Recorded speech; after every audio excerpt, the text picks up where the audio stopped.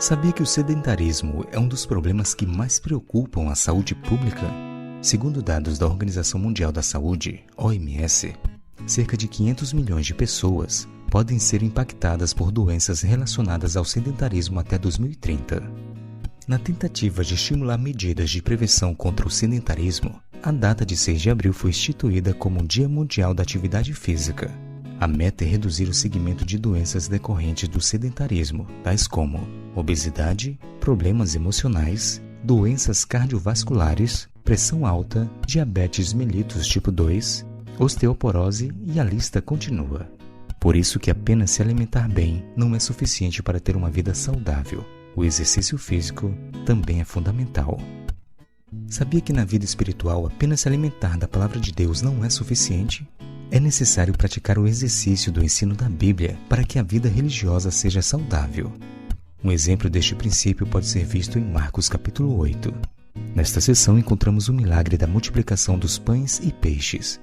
Perceba os 3 personagens principais envolvidos no milagre, conforme descrito no verso 6. Então mandou o povo assentar-se no chão, e pegando os 7 pães, partiu-os após ter dado graça, e os deu aos seus discípulos, para que estes os distribuíssem repartindo entre o povo. O texto destaca 3 personagens: Jesus, a multidão e os discípulos. A multidão precisava de alimento. Jesus tinha um alimento nas mãos. Ele mesmo poderia entregar para o povo, mas decidiu escolher os discípulos. Mas por quê?